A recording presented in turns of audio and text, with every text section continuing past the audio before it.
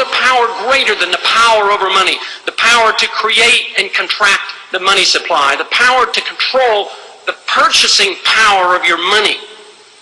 Throughout history, this has proven to be the most sought-after monopolistic power of man. And it has become more sophisticated over the decades and over the centuries, more sophisticated now and more international in scope than ever before. So I see the issue of power and the control over money as being something that we cannot ignore, we must address. I believe closely associated with this is the issue of morality as well. By what moral right do we have to create purchasing power out of thin air?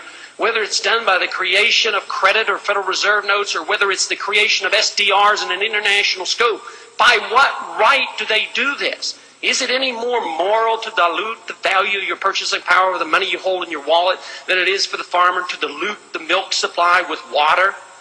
I would say there's an issue of morality here just as strong as the issue of power.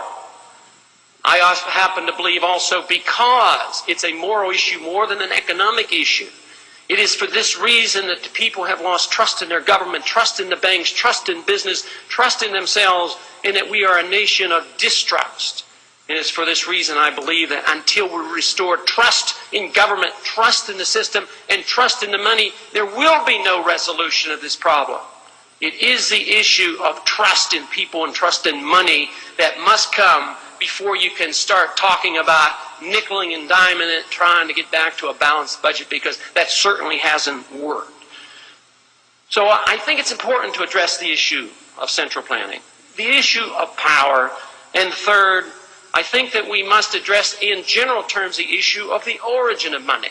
I know that's been talked about, and we recognize, those of us who believe in commodity money, clearly understand that money, paper money and credit creation didn't come out of the marketplace. That came out of the heads and the fantasies of the intellectuals and the government officials of those who want paper to be money, but never out of the marketplace. So I would say the paper standard is bucking history, and it's bucking economic law and economic truth, and they only can do it with force and more power to make people accept it. Because economically and historically, paper is not money. It can't be money. It's only money because we're forced to use it, and because there's a residual trust in the pieces of paper that we carried around, because at one time it did have real value. You have to have something that people seek after and they hold as something important and something that they will hold as money.